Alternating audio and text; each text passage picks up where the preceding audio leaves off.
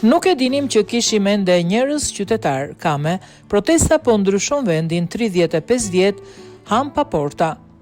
Pas dekadash mungese shprese dhe qeverisje pa një vizion të qartë kombëtar, Shqipëria po përjeton një lëvizje masive që synon të shkun themelet e një sistemi 35 vjeçar, i ftuar në një studio televizive regjizori Genti Kame, i cili u shpreh se për më shumë se 3 dekada vendi është përshkruar si një ham pa porta, ku pushteti ka mbetur i përqendruar mes dy partive kryesore dhe lëvizjet qytetare janë keq përdorur për rotacion pushteti ose eksperimente të ndryshme.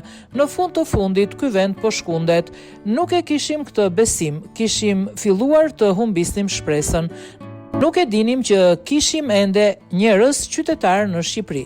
Shikoni, Shqipëria ka 35 vjet që qeveriset pa një strukturë, pa një ide kombëtare, pa aspiratat qarta kombëtare. 35 vjet ka qenë ham pa porta dhe këto 35 vjet tu në Shqipëri janë implementuar lloj-lloj rrymash politike fetare, janë bërë shumë eksperimente.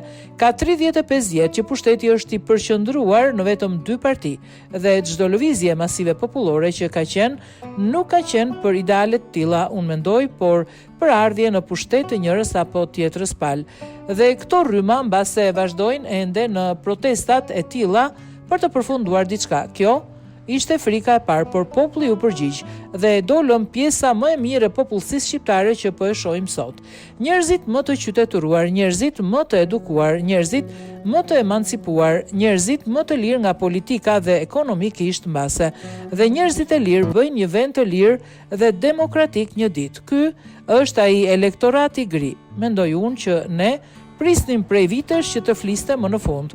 Dhe ky masivitet, jo vetëm në Tiranë, por në të gjitha qytetet kryesore të vendit, edhe jashtë, i sfumon totalisht dhe i kthen në minoranca të papërfillshme të gjitha këto rryma që përmenda pak më sipër që duan përfitime të thjeshta.